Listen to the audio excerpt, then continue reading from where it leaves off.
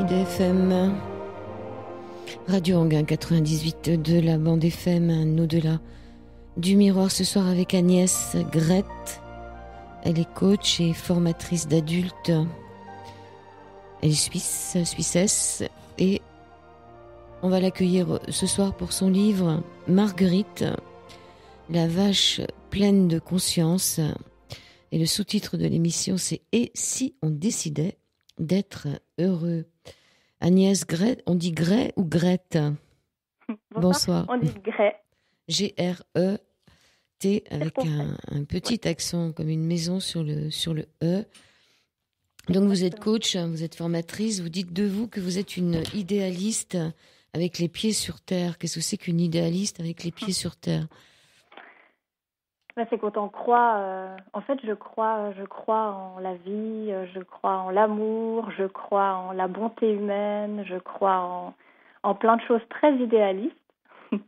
Et en même temps, les pieds sur terre, pour moi, les pieds sur terre, c'est mettre en pratique. En fait, je pense que c'est ça, les pieds sur terre, c'est de se dire, on se laisse pas influencer par des personnes négatives, par des événements X ou Y, et puis on agit, même si c'est avec une toute petite cuillère. Vous savez, il y a cette petite histoire avec la colline, quelqu'un qui dit, j'ai envie de construire un château de sable, et puis on le voit avec une petite cuillère commencer à construire son château de sable. Et puis les autres lui disent, mais tu n'y arriveras jamais. Il dit, oui, faut bien que quelqu'un commence. Pour moi, c'est ça. C'est un peu l'histoire du colibri aussi. Oui. Il faut bien que quelqu'un commence. Alors, pourquoi avoir choisi un nom de fleur et un nom aussi d'animal comme pour votre livre Marguerite, la vache pleine de conscience. Alors, c'est aux éditions Michel Jonas. La couverture du livre, c'est un mandala avec une jolie vache au milieu d'une fleur, une jolie vache qui tient une terre sur son ventre, entre ses pattes. Pourquoi c'est un magnifique dessin. Oui. Pourquoi de Anna Jonas, d'ailleurs. La fille de Michel Jonas, l'éditeur, chanteur. Oui, bien sûr. Donc un très très beau dessin. Et pourquoi avoir choisi de raconter des contes finalement comme si on était des enfants? Marguerite, cette vache pleine de conscience, pourquoi avoir choisi des animaux? En fait, j'ai rien choisi dans ce livre. C'est ça qui est assez... C'est une mauvaise réponse, mais j'ai absolument rien choisi. C'est des choses qui me viennent comme ça, un petit peu toute seule quand je me pose des questions moi-même sur la vie, quand je bloque sur certaines choses. Et Marguerite, c'est venu tout seul. Et c'est après coup, en réalisant, en voyant le dessin de Anna aussi, je me dis, mais finalement, Marguerite, une vache, c'est très terrien, c'est très basique, la vache. Et en même temps, c'est très symbolique, c'est un animal sacré. Ça fait un peu ce lien comme ça entre la terre et le ciel pour moi.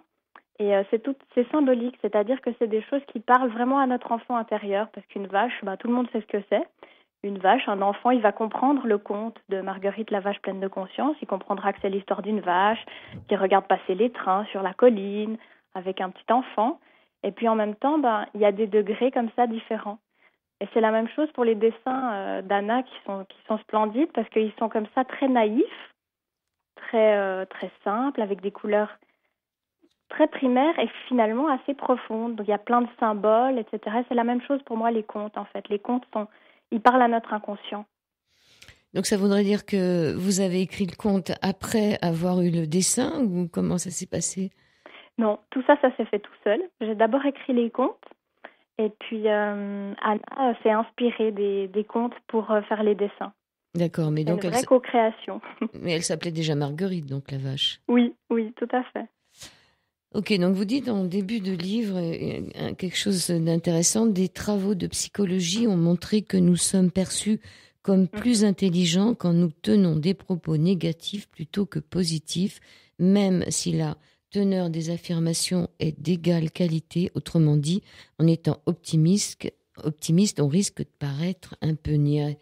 Niais, c'est quelqu'un qui a écrit ça, c'est Jacques Leconte. Jacques Leconte, oui, dans un magnifique ouvrage qui s'appelle La bonté humaine. Et il a tiré ça de certaines recherches sociologiques et psychologiques. Et c'est tellement fou, et c'est tellement notre société actuelle, en fait. Pour moi, ça représente énormément de choses, que ce soit dans le monde du travail aussi, ou dans notre vie quotidienne, ou dans les médias, d'ailleurs aussi. Euh, Quand on dit des choses négatives, on paraît plus intelligent. On paraît surtout plus en kikinant. Enfin, je pense que C'est ça, je suis d'accord. Mais qui n'a jamais vécu ce moment autour d'une table lors d'un dîner dominical avec les beaux-parents et puis toute la famille, puis toutes les personnes invitées? Eh ben, il y en a toujours un qui se met à dire quelque chose de négatif, à parler de la misère, de quelque chose de... Et puis tout d'un coup, il paraît très profond, tout le monde est suspendu à ses lèvres, comme ça. Et c'est vrai que quand on s'adresse aux gens en disant, bah voilà, moi, mon but, c'est d'être heureuse. Mon but, c'est de contribuer au bonheur, à la bonté humaine, pratiquer des choses qui participent à l'altruisme. Bah, on paraît un petit peu bobet comme ça. C'est un petit peu bisounours. Moi, on me dit souvent ça. C'est bisounours. utopiste. Utopiste, complètement, ouais. Oh, bah, elle est gentille. Alors, vous demandez de planter des petites graines de bonheur dans notre jardin intérieur. Hein, donc, ce livre, ça va nous permettre donc de planter des petites graines de bonheur dans notre jardin intérieur. C'est un peu ça que vous proposez. Ce livre s'adresse à tout le monde. Et Oui. comment faire pour planter des petites graines de bonheur dans notre jardin intérieur? Planter des petites graines de bonheur, en fait, pour moi, c'est l'illustration, parce que notre jardin intérieur, ben, en fait, c'est nous le jardinier. C'est ça. C'est un livre comme tout d'un coup un mentor, si on a un mentor, ou tout d'un coup on va tomber sur une émission, sur quelque chose. C'est un signe, c'est un outil qui va nous aider, qui va nous guider, mais c'est une petite graine, c'est quelque chose comme ça qui est planté. Et puis, ben, on est totalement responsable de ce qu'on en fait. Donc, l'arroser, la cultiver, lui donner de l'amour. Et c'est la même chose, à mon avis, avec le développement de soi, le développement personnel. Ce qu'on veut s'octroyer, eh ben, on doit l'entretenir. Alors, un livre comme Marguerite, la vache pleine de conscience, bah, c'est une petite graine comme ça. Donc là, on plante 4 petites graines avec Marguerite. Et avec Max le crabe, avec Diva la chouette qu'on verra plus tard, et avec Bruno le renne. Oui. Tout plein d'animaux comme ça, un peu symboliques. Pourquoi Marguerite? Vous avez dit que c'était parce que il y avait un côté vache sacrée, c'est elle qui ouvre le bal, on peut dire. Oui, et puis les vaches regardent passer les trains. Alors moi, je suis suissesse. Hein. Chez nous, il y a beaucoup de vaches. Il y a beaucoup de lait. Il y a beaucoup de lait. Et les vaches regardent comme ça, il y a toujours des vaches au bord de la route. Et bah pareil, elles paraissent un petit peu inutiles, elles servent à rien. Et puis bah si on se pose un petit instant et qu'on regarde une vache, on se dit mais finalement, peut-être qu'elle a tout compris. Peut-être qu'elle a tout compris parce que regarder passer le train, sentir l'air des prairies, ben est-ce qu'on le fait assez souvent finalement? Donc Marguerite nous accompagne sur le chemin de l'instant présent. Alors comment justement cultiver cet instant présent? Alors là, bah, on parle beaucoup de méditation, notamment. Donc la méditation, ça c'est quelque chose qui est tellement... bon, il y a un phénomène de mode aussi autour de la méditation. J'ai l'impression beaucoup ces temps, ce qui est bien, tant mieux, parce qu'on commence aussi avec certains grands hommes comme Mathieu Ricard et tout ça, à voir un petit peu les bénéfices de la méditation, voir ce que ça fait notamment aussi au niveau neuronal, etc. Mais du coup, il y a énormément de choses qui sortent. Puis moi, j'entends souvent des gens dans mes cours qui me disent ouais mais la méditation c'est compliqué, comment on fait, moi je sais pas faire, moi j'ai jamais appris, alors qu'en fait bah y a juste rien à faire. C'est pour ça la vache, parce que elle nous apprend tout, elle nous explique tout, il suffit simplement de choisir, de décider bah là je vais méditer. Donc ça peut être 1 minute, 1 heure, une journée, 1 fois par jour, 1 fois par semaine, peu importe finalement. Si je décide de faire ce choix pour moi, eh ben je peux juste fermer les yeux pendant 1 minute. Ou alors, je peux regarder une bougie pendant 10 minutes, ou je peux visualiser un paysage, quelque chose qui me plaît. Je peux être couché, je peux être debout, je peux être assis. Je pense que c'est quelque chose qu'il faut vraiment désacraliser. Hein. On imagine toujours un grand maître qui lévite au-dessus de la terre avec une grande chemise blanche. Alors qu'en fait, non, la méditation, c'est juste prendre 1 minute pour soi et c'est déjà de la méditation. Vous dites aussi qu'il faut ouvrir tous ses sens. Alors, comment on fait pour ouvrir tous ses sens comment on peut goûter à tous nos sens? Oui, c'est ça, goûter. On est comme déconnecté. Ça, c'est l'aspect terrien, justement, de la vache, en fait. On est comme déconnecté parfois de nous, de la terre, de la nature, du goût, le goût des choses. Hein, on cherche le goût de la vie, et puis on ne sait plus le goût qu'ont les choses. Par exemple, la nourriture, la musique. Donc, ouvrir tous ses sens, vraiment se dire, bah voilà, qu'est-ce que là je suis en train d'entendre, qu'est-ce que je suis en train d'écouter à l'intérieur de moi, à l'extérieur de moi. Et puis là, qu'est-ce que je goûte, il y a quoi comme sensation en ce moment dans ma bouche. Puis là, si j'ouvre mes yeux, qu'est-ce que je vois? Donc là, moi, j'ai une espèce de grande forêt en face de moi. C'est magnifique. Je dois prendre le temps là de regarder ces magnifiques arbres, le lac au loin, puis juste prendre 1 minute. C'est ça, en fait, prendre le temps pour soi. Il y a aussi le toucher qui est important. Oui, ouais. Ça aussi, se reconnecter à son corps, simplement. Il y a beaucoup aussi, alors là, je pense aux femmes, mais finalement, c'est pour les femmes et pour les hommes, hein, mais beaucoup de femmes qui ne se touchent pas, qui ne savent pas simplement le grain de ma peau, quel aspect j'ai pour m'aimer. Hein, c'est la fameuse aussi méthode Ho'oponopono, là. Désolée, pardon, merci, je t'aime. Avec mon corps, quoi. Alors, une fois qu'on a fait un peu appel à tous ces sens, il faut respirer aussi. C'était très important de respirer. Les yogis mesurent la durée d'une vie au nombre de respirations et non au nombre d'années. Respirer, c'est vivre. Une bonne respiration est la base d'une vie saine et consciente. Il faudrait apprendre à respirer. Avec le ventre, déjà. Déjà, on doit apprendre à respirer avec le ventre. Avec le ventre, quand on fait respirer, par exemple, 15 personnes dans une salle, ça fait comme une espèce de vague. Il y a les épaules qui se lèvent et puis les épaules qui redescendent, comme ça. Alors qu'en fait, respirer avec le ventre, c'est beaucoup plus bénéfique. Puis aussi des respirations complètes. Et ça aussi, c'est des choses qu'on imagine très compliquées, qu'il faut apprendre à respirer. Mais non, c'est juste mettre la main sur son ventre, se reconnecter à soi. Et puis comme ça, avancer, reculer, et puis sentir les vagues, comme les vagues vraiment de son ventre.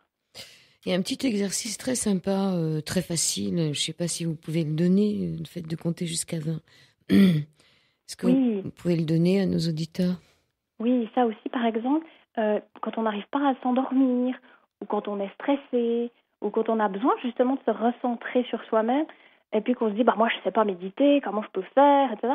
Simplement, je respire, et puis quand j'inspire, je compte 1. Puis quand j'expire, je compte 1. Et puis je continue comme ça, 2, 3. Et puis je monte. Et puis après, je refais la même chose dans l'autre sens. Vous montez jusqu'à 20. Vous montez jusqu'à 20 et ensuite, de 20, vous redescendez à 19, 18. Exact. Je l'ai fait, cet exercice, c'est assez amusant parce que finalement, comme on a le mental qui compte, on est obligé de se calmer, quoi. Et c'est comme quand on dit de nouveau aux enfants, tu comptes les moutons. Et moi, la première fois que j'ai fait ça, c'est quand j'avais, je sais pas, 6 ans, puis j'arrivais pas à m'endormir, et ma maman me disait, tu comptes les moutons. Bah oui, quoi, les moutons. Alors après, on se fait des films, on imagine les moutons, tout ça. Du coup, exactement, comme vous dites, ça occupe le mental. On a un support, parce que finalement, on a besoin d'un support pour la méditation. Hein, les gens disent toujours, ouais, mais penser à rien, c'est impossible. On lit parfois qu'il faut penser à rien, mais on peut pas. Notre cerveau, il a en moyenne 60 000 pensées par seconde. C'est énorme. C'est un peu beaucoup. Alors, une fois qu'on a fait tout ça, on peut aussi choisir de changer sa vision du monde en mettant des lunettes roses. Oui. C'est le choix du filtre.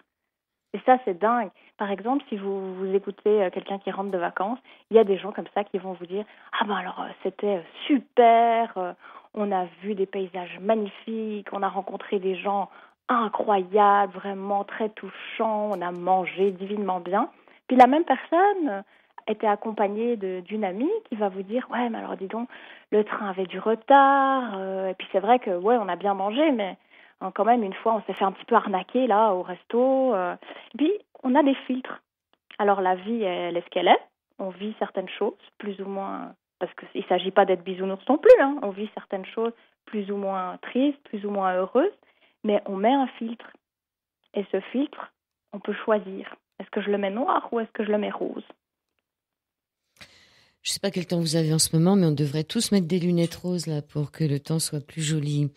Il y a il y a une chose intéressante aussi, vous dites qu'il faut formuler positivement et de manière courte ce qu'on a envie, c'est important. Et vous ajoutez les mots que l'on se répète ont une énorme importance. On dit même que le cerveau ne comprend pas la négativité, enfin la négative, La négation, oui. la négation. Mais si je vous dis là maintenant, tout le monde, ne pensez pas à l'éléphant rose. On va penser à l'éléphant rose. Et en fait, mon cerveau, il entend le concept. J'entends le concept éléphant rose. Puis là où on s'en rend encore plus compte, c'est avec les enfants, par exemple. Ne marche pas dans la flaque. Mm. Ah, pouf il s'éclabousse dans la flaque. Parce qu'en fait, le cerveau, pour comprendre la négation, il doit d'abord poser le concept, puis le biffer.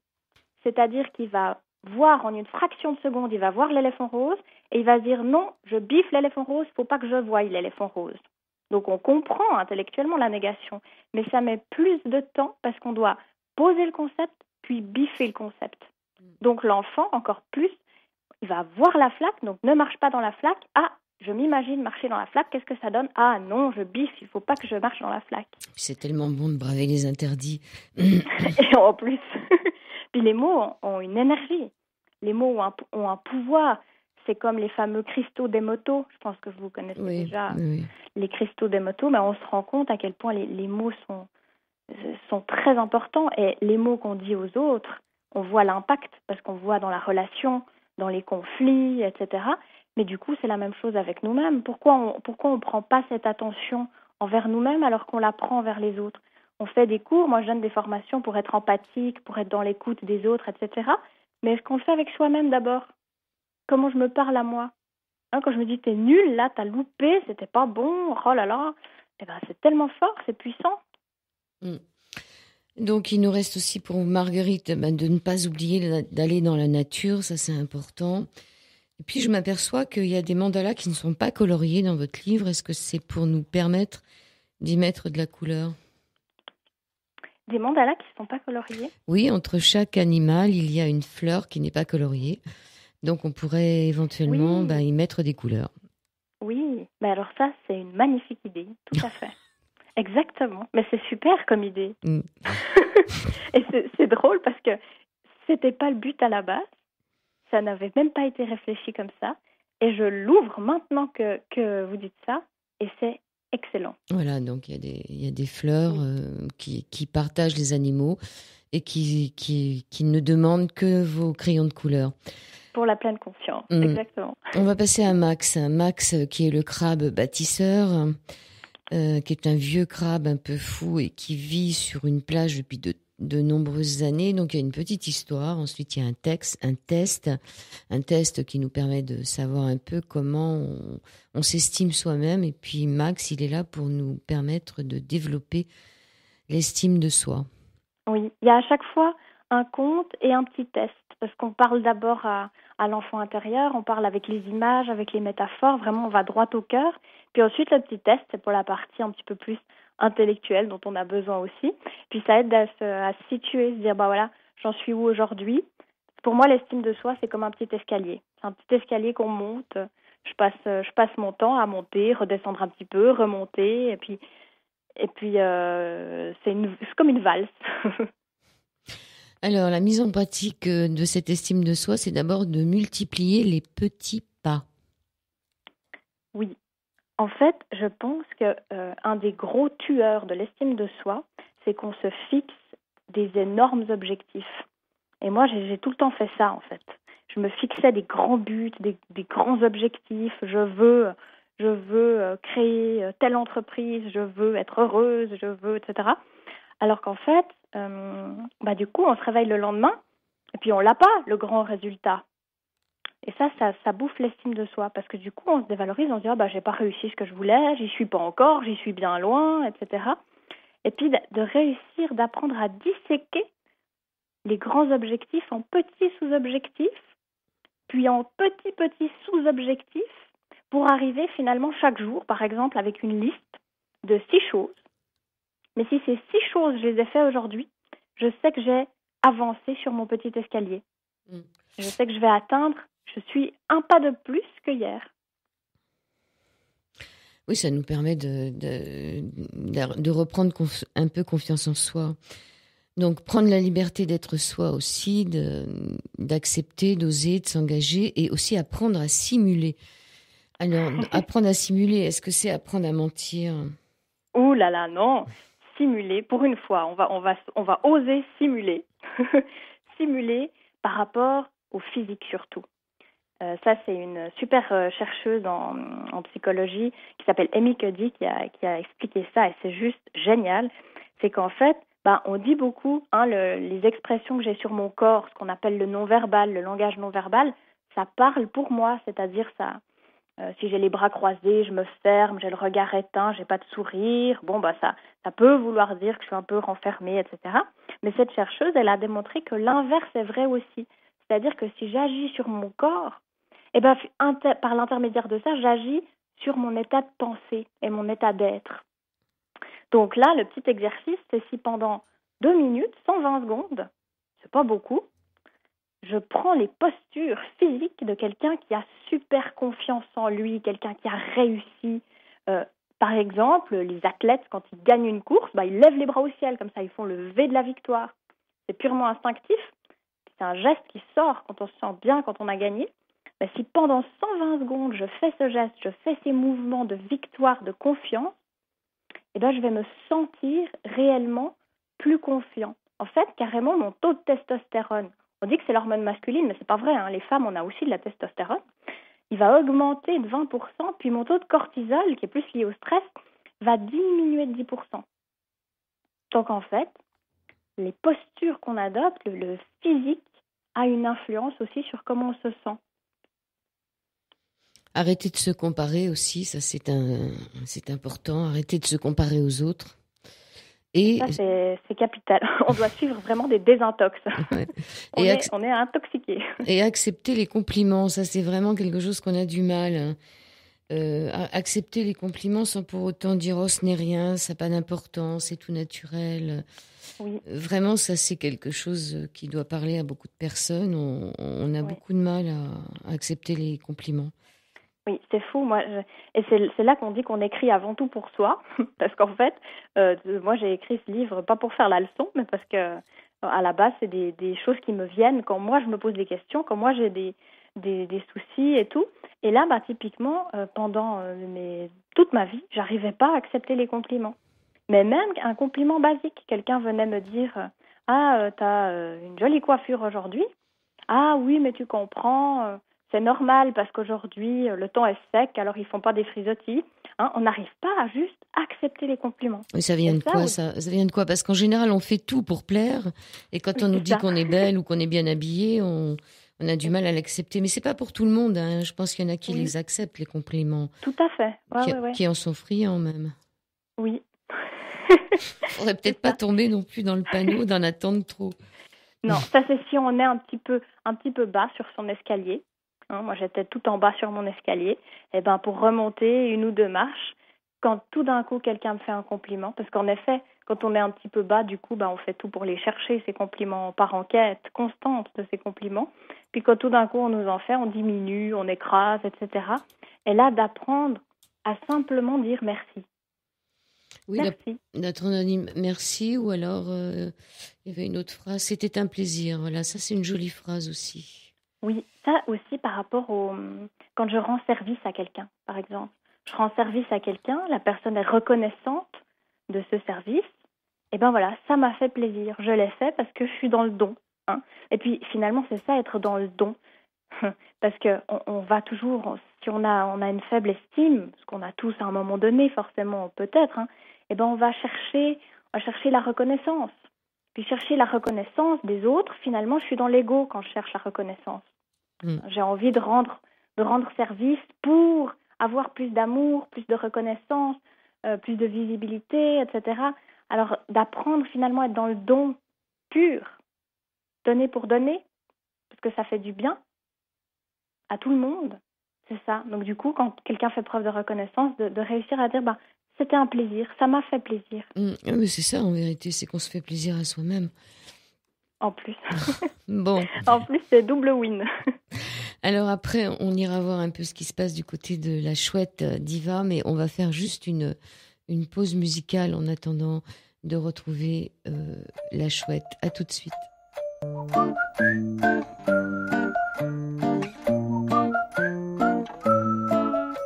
Dans cette deuxième partie de la du miroir avec Agnès Grette, on a entendu Ridan Ulysse. Agnès, vous êtes toujours là ?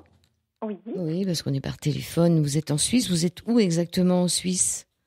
Alors, j'habite un petit bourg qui s'appelle Lutry, où il y a le lac à 4 mètres, le lac Léman.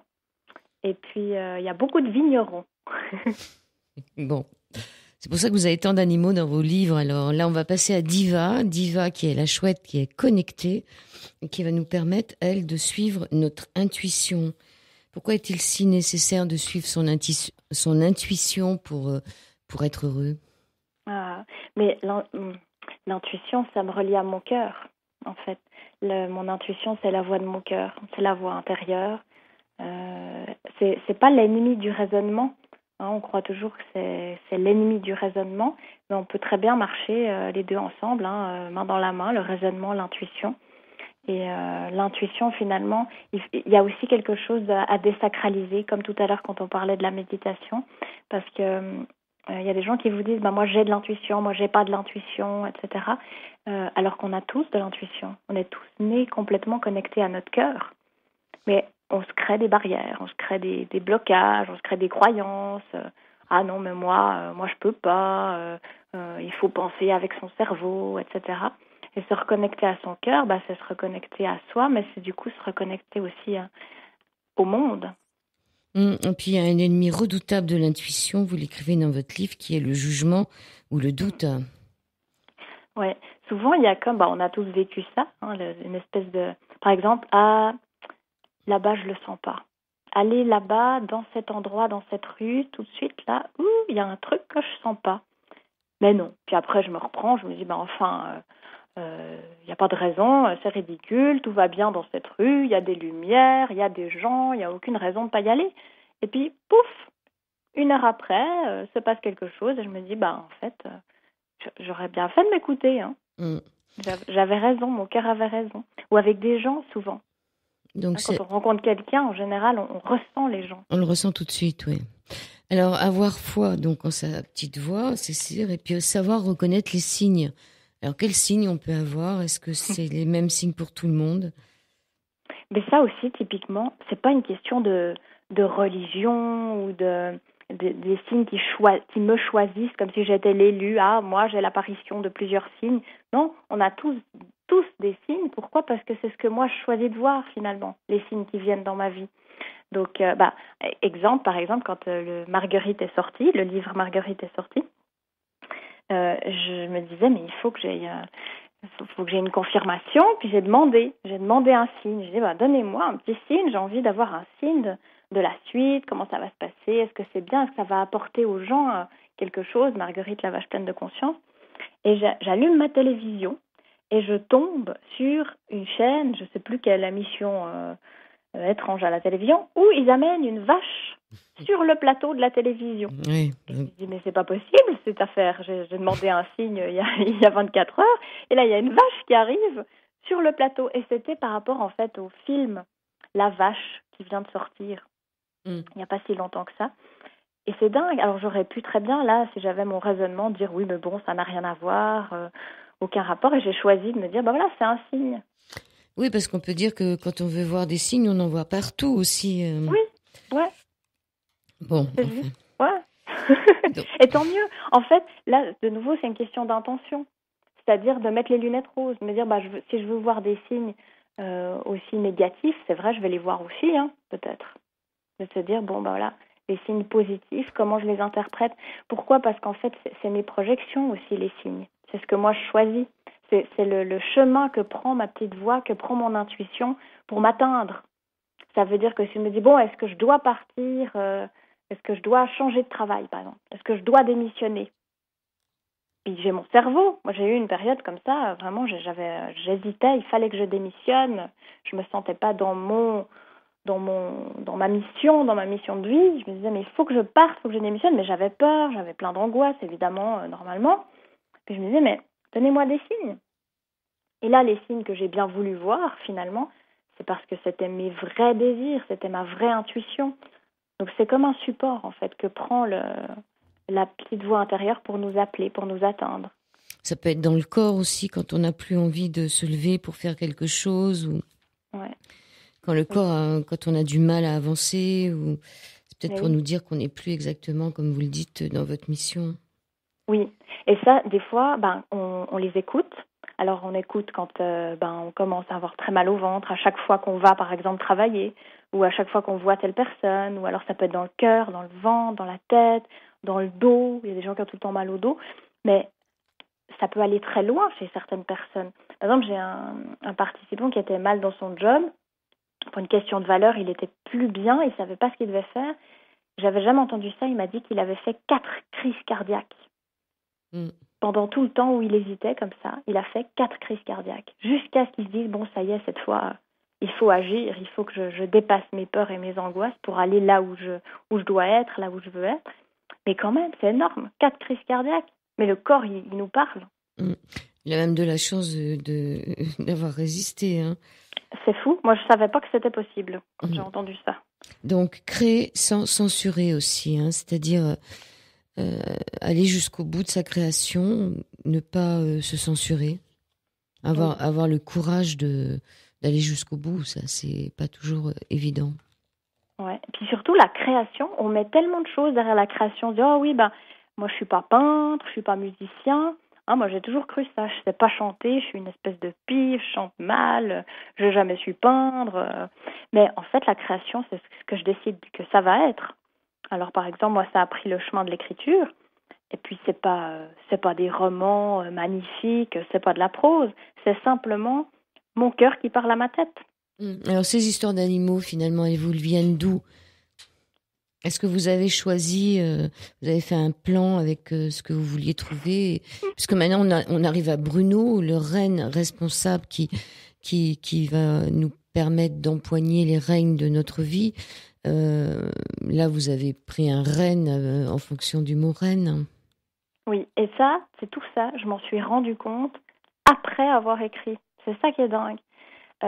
Bruno le renne, je ne sais pas pourquoi ça m'est venu comme ça, mais c'est un petit peu... En fait, moi, j'écris quand je me pose des questions, et c'est comme s'il y a des petits guides qui répondent à mes questions, qui me donnent des indices, qui me donnent des pistes. Et puis, petit à petit, je me suis dit, ces pistes, vu qu'elles m'ont aidée, parce que vraiment, en écrivant, en me relisant, ça m'a aidée à évoluer, à grimper le petit escalier de l'estime de soi, à prendre conscience de l'instant présent. Je me suis dit, peut-être que ça peut aider aussi d'autres personnes, ça peut donner des indices à d'autres. Et après coup, effectivement, Bruno, c'est un renne, et on est dans le chapitre pour prendre les rênes de sa vie, et ça me paraît tellement logique maintenant, tellement simple, alors que j'y avais même pas pensé. C'est ça qui est fou. Oui, donc prendre sa vie en main, devenir le capitaine de son bateau, prendre des décisions, hein, c'est-à-dire faire des choix, c'est quelquefois les choses les plus difficiles. Donc toujours avec des petits tests et avec des petits exercices. Et surtout, cesser de se justifier. Ça, on a beaucoup de mal on est en retard, on peut pas dire, voilà, je suis en retard. Il faut qu'on dise pourquoi on est en retard et arrêter de se justifier. Oui, et l'être humain est un sacré animal quand il s'agit de prendre ses responsabilités par rapport à soi-même, en fait. Moi, je trouve que c'est assez dingue. On a de la peine à se responsabiliser et en fait, c'est libérateur. Le jour où j'ai compris que je suis totalement responsable de ma vie et co-responsable des relations que j'ai, mais c'est énorme, on prend le pouvoir, en fait. On prend le pouvoir sur sa vie, c'est-à-dire qu'il peut se passer différentes choses. Il y a une petite citation qui dit « Le destin mélange les cartes et nous jouons ». Moi, ça me plaît beaucoup. C'est-à-dire que, ça certaines choses que je choisis pas. Par exemple, on parlait du temps avant. Ben voilà, s'il fait pas très beau, il pleut. En effet, c'est pas moi qui choisis. Hein. On n'est pas en train de se dire bon, je peux faire la danse de la pluie, ça influencera le ciel. Hein. Il pleut. Bon, mais maintenant, je fais quoi avec la pluie? C'est ça en fait, se responsabiliser. Puis la pluie, c'est une image parce que selon ce que je vis, je vais vivre un divorce par exemple. Bon ok. Et puis ça peut être sympa la pluie. Hein. On peut chercher des escargots. Non, ça peut être sympa la pluie, mais en même temps, le destin mélange les cartes et nous jouons. On a toutes les mêmes cartes dans notre jeu. Il n'y a pas quelqu'un qui a que des atouts et l'autre qui n'a que des basses cartes. On a tous les mêmes cartes. Oui. Et puis on peut se dire, qu'est-ce que j'en fais? Alors je pleure sous la pluie, je me dis oh, ça y est, je peux pas sortir. Et puis encore une fois, et puis on n'a pas eu d'été cette année, oulala. Ou alors je me dis mais la pluie, mais qu'est-ce que ça nourrit la terre, c'est un lavement complet pour la planète. Mais ça c'est un choix en fait. Ça lui fait du bien. C'est un choix, c'est de se responsabiliser. Et dans les relations c'est ça aussi, de se rendre compte qu'on est vraiment co-responsable. Quelqu'un arrive totalement en conflit, où je sens que j'ai un participant dans mes cours qui est pas d'accord, qui est réfractaire, et ce serait facile de me dire alors lui c'est un con. Non, je me dis il y a quelque chose que j'ai renvoyé à cette personne, il y a quelque chose qui s'est passé entre nous, on est co-responsable, mais moi elle est où ma responsabilité? Parce que sur la sienne je peux pas agir. De toute façon je peux rien changer à l'autre. Mais sur moi, je peux agir, moi, je peux évoluer. Je peux me dire, j'ai peut-être renvoyé telle image, telle chose qui n'a pas été juste, ou j'étais dans tel état, qui a rayonné peut-être pas juste par rapport à la personne. Savoir pardonner aussi, c'est important. Un cheval ne pourra pas galoper s'il est attaché à une barrière. Vous aurez du mal à ouvrir votre cœur au présent et vos bras à l'avenir si un conflit passé pèse encore sur vous. C'est un poison, c'est un énorme poison en fait, la rancœur, la rancune, le désir de vengeance aussi. Et en fait, c'est tellement libérateur. Alors, je pense qu'il y a des faux pardons. Par exemple, de se dire, c'est oublié, j'y pense plus. C'est pas un pardon. C'est pas libérateur, la même chose pour moi. Un pardon, c'est pardonner, c'est laisser le passé à sa place, c'est-à-dire qu'il est là, il a existé, je le nie pas, je ne l'excuse pas peut-être, selon ce qui s'est passé, mais je m'en libère moi. Moi, je me libère de ça. En fait, je me le donne à moi, le pardon aussi. C'est ça le plus difficile, c'est de se pardonner à soi-même. Ouais, c'est ça, se libérer. C'est vraiment pour ça l'image du cheval attaché. C'est très puissant parce que les animaux, comme ça, quand on voit un pur sang ou un éléphant, par exemple. Moi, j'ai toujours trouvé ça hallucinant, les éléphants. Vous voyez un éléphant dans un cirque qui a, vous savez, un petit machin autour de la cheville. Mais un éléphant, c'est tellement puissant. C'est tellement puissant, il n'a qu'à faire le choix de, paf, sauter, puis il dégage ce machin qu'il a autour de la cheville. Le cheval, avec sa petite corde attachée à la barrière, là, il pourrait partir. Mais en fait, on est conditionné. Il est conditionné. Depuis le début, il a ce machin-là à la cheville, on l'a conditionné. Et ce lien, il est symbolique finalement. C'est le symbole du fait que tu restes là, tu restes à ta place, tu ne bougeras pas. Et puis, dépasser ce symbolique, c'est ça aussi le pardon. C'est oser sauter pour soi. Oser se libérer. Quand reverrai-je de mon petit village fumer la cheminée et en quelle saison? Mais quand reverrai-je? Alors, quand reverrons-nous notre petit village?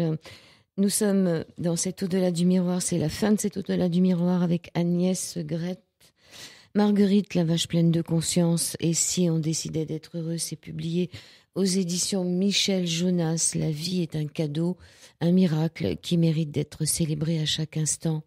Nous avons cette chance immense d'être vivants, d'être libres, de tenir entre nos mains, au fond de notre cœur et au sein de notre âme, la clé de notre évolution. Alors agissons. Le fossé qui nous sépare encore de notre bonheur doit être franchi. Nous devons faire preuve de courage pour commencer à nous aimer et à vivre la vie qui n'attend plus que nous. Dans votre épilogue, vous vous posez la question, mais alors vous attendez quoi? Qu'est-ce qu'on attend? Et c'est une bonne question. Qu'est-ce qu'on attend? Se poser la question de ce qu'on attend, Agnès Grette. Parce qu'on attend toujours quelque chose, hein. Le mariage, l'amour, le nouveau job, une belle maison. On attend tellement de choses dans notre société finalement assez. On est des chanceux, hein. On a énormément de chance, donc on attend toujours plus, toujours autre chose.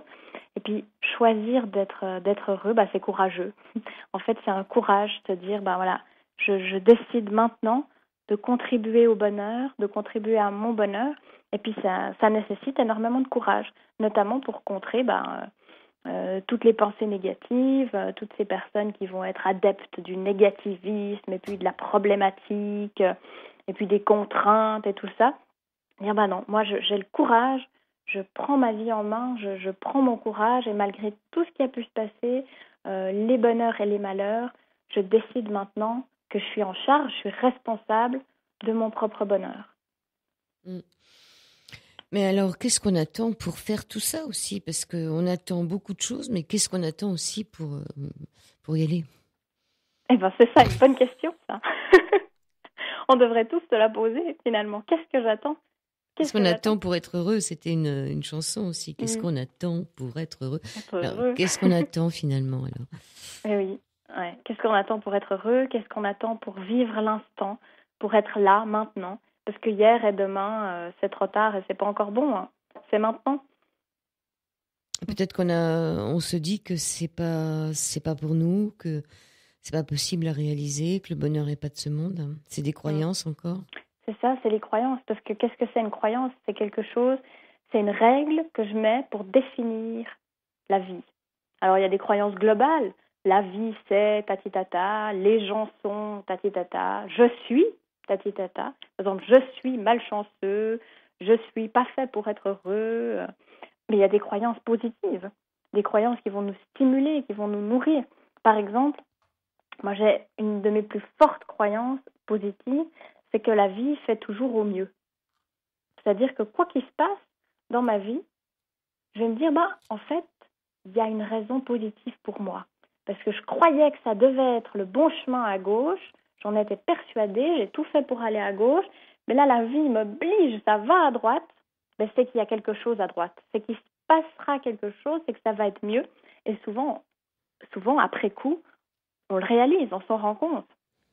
Ça m'est arrivé plein de fois de louper des choses que je voulais et un jour, un mois, un an après, me dire merci la vie, heureusement que j'ai pas eu ce job, cette chose, cette rencontre, cette chose que je visais absolument parce qu'en fait aujourd'hui c'est 1000 fois mieux, j'ai évité telle chose. La vie, elle est beaucoup plus intelligente, elle est beaucoup plus rigolote que nous. Qu'est-ce qui se passe dans votre coaching d'entreprise alors? Alors en fait, moi, je travaille pour le bonheur en entreprise. Donc en fait, je donne des cours pour développer les compétences émotionnelles. Parce qu'on est tellement dans une société où le stress agit très fort sur tous les employés, tous les collaborateurs. Et puis souvent, on se pose la question, comment on combat le stress, comment on résout les conflits. Et puis on vient une fois que le mal est fait. Alors une fois que le mal est fait, comment on va résoudre le conflit? Moi, j'interviens en amont. Ce qu'on fait dans les entreprises, c'est qu'on développe toutes des compétences émotionnelles, comme par exemple l'optimisme, l'empathie, de se dire on intervient avant. Oui, on continue à faire de la gestion de conflits, à régler les problèmes une fois qu'ils sont là, mais d'abord, on crée un terrain fertile et positif. Alors de nouveau, c'est utopiste, mais on se rend compte que c'est hyper efficace. On sait aujourd'hui qu'un employé, quelqu'un qui est heureux dans son job, vous êtes heureux, vraiment, vous vous sentez bien, vous avez du bien-être au travail, vous êtes beaucoup plus productif, plus créatif, vous êtes moins malade pour de vrai, moins absent, etc. Donc en fait, c'est triple win, c'est win pour tout le monde. Et c'est ça le but, c'est d'intervenir en amont. Ce sont des gens qui se connaissent, qui participent au séminaire? Alors oui, en général, ce qu'on fait, c'est dans des entreprises, donc c'est des collaborateurs de la même entreprise. Parfois, on mélange les gens, donc ils ne se connaissent pas toujours. Des fois, dans des boîtes de 600, 700 collaborateurs, ils se sont vus, ils se sont mailés, téléphonés, Ils se connaissent pas forcément beaucoup personnellement. Des fois, ils se connaissent très bien. Mais surtout, ils développent et ils prennent conscience, on prend conscience de l'importance de certaines choses qui, de nouveau, peuvent paraître un peu naïves. On se dit, l'optimisme, qu'est-ce que ça a à faire dans le monde du travail? Qu'est-ce que ça peut bien avoir avec le monde du travail? L'optimisme, ça développe tellement de choses. C'est par rapport à la façon dont je vais gérer mes relations, la façon dont je vais gérer mes clients. Typiquement, un vendeur qui a cette compétence d'optimisme, il va se dire, OK, l'échec n'est pas un échec. L'échec, c'est un feedback. C'est quelque chose qui me permet de m'améliorer. Donc, c'est bien joli de dire aux gens, d'apprendre aux employés, aux collaborateurs, oui, il faut avoir toujours le sourire.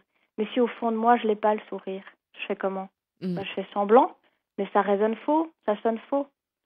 Oui, je pense à toutes ces entreprises de téléphonie là, de vente par téléphone, c'est une horreur. On entend des voix. Je pense pas qu'ils soient très heureux, les gens qui travaillent dans ces entreprises-là.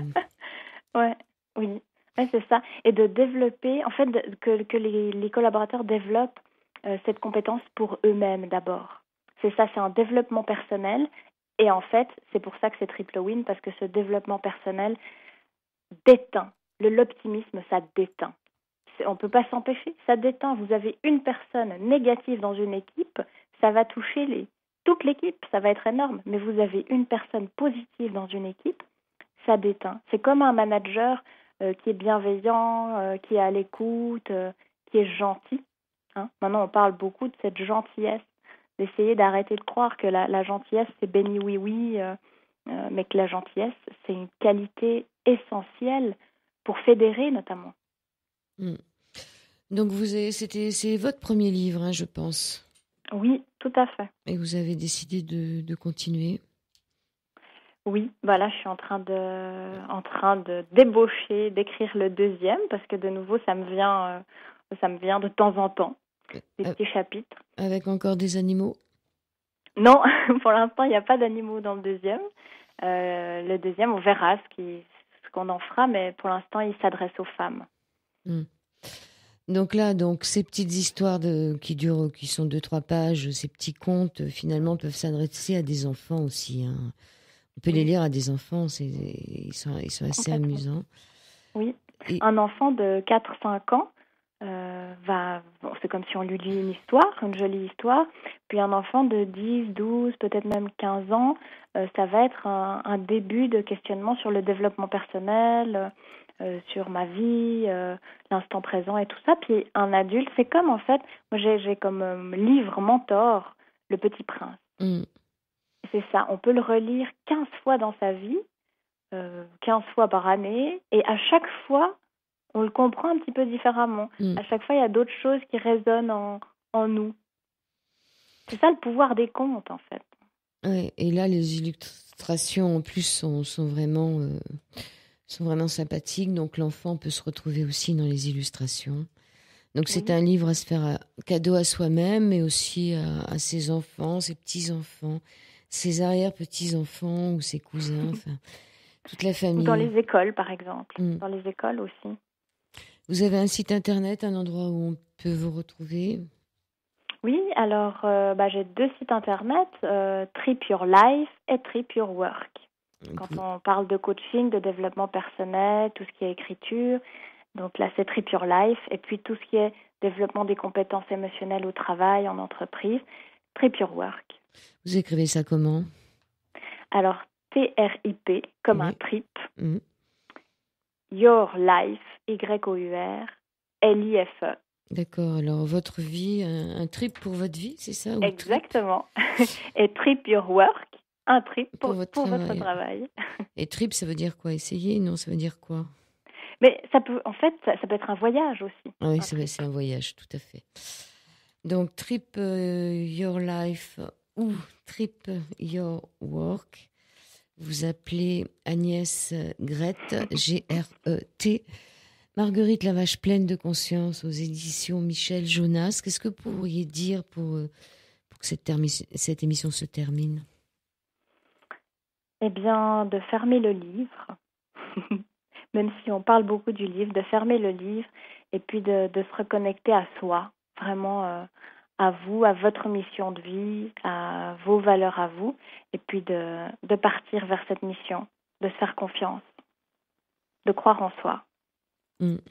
Et dans ce cas-là, on sera sûrement heureux. On sera sur le chemin, sur le petit escalier. Est-ce qu'il y a une partie de votre livre que vous auriez eu envie de lire, non? Une petite partie toute petite ou pas? Non, vous l'avez peut-être pas dans les mains en plus, non? Si, alors oui. Une petite minute. Vous seul avez la clé de votre bonheur, de vos rêves. Regardez devant vous, prenez la clé et ouvrez la porte de votre vie.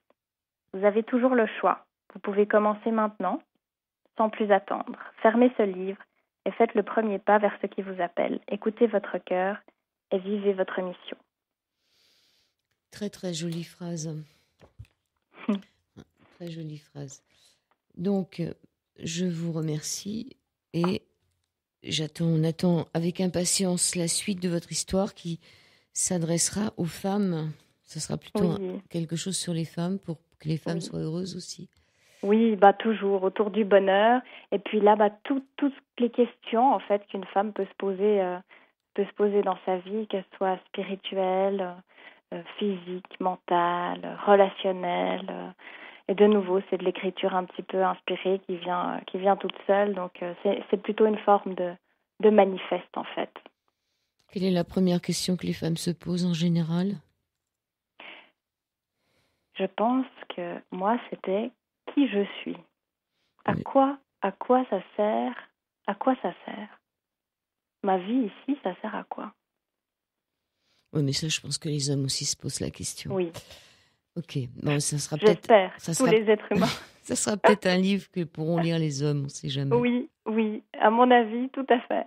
Mais il est axé sur les femmes parce que c'est des questions que je me pose moi. D'accord. Au quotidien. Merci Agnès Grette. Merci beaucoup, Joël. Merci à vous. Au revoir. Très bonne soirée. Bonne soirée. À vous. Merci.